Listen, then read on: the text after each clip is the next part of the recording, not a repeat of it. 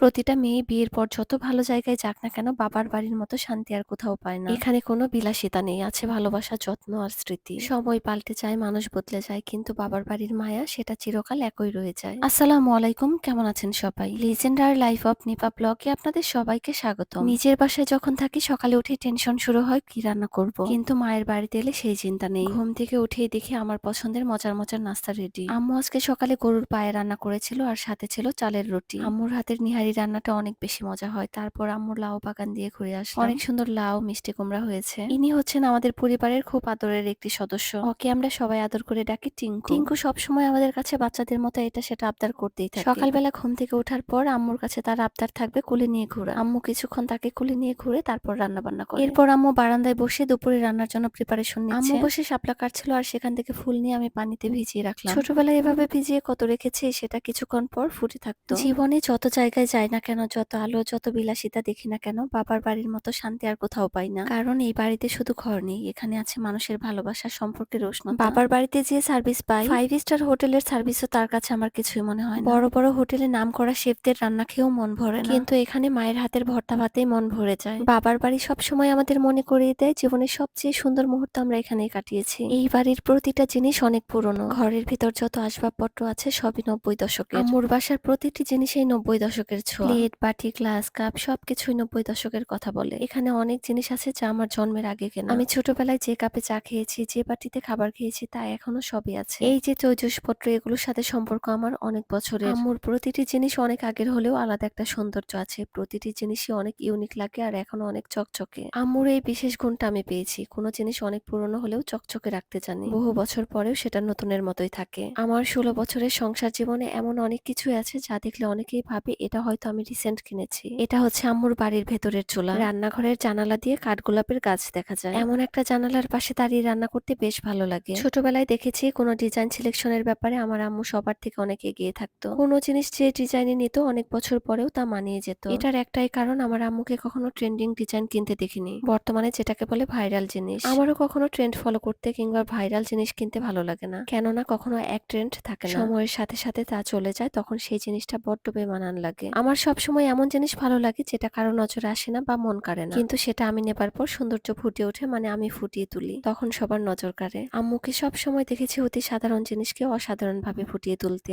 আমিও তাই করি। ঘর সাজানোর ক্ষেত্রে আহামরি দামি কোনো জিনিস আমার তেমন পছন্দ না, কিন্তু সাধারণ জিনিসকে অসাধারণ করে তুলতে বরাবরই পছন্দ করি। আর এসব ব্যাপারে হাতে খড়ি আমার আম্মুর থেকেই। মেয়ে সন্তানটা বেশিরভাগ ক্ষেত্রেই তার মায়ের গুণে গুণান্বিত হয়। আমার ভিডিওগুলো ভালো লাগলে পেজটি ফলো করে দিবেন, লাইক কমেন্ট শেয়ার করে পাশে থাকবেন। ভিডিওটি দেখার জন্য সবাইকে অসংখ্য ধন্যবাদ। ভালো থাকবেন, সুস্থ থাকবেন, আল্লাহ হাফেজ।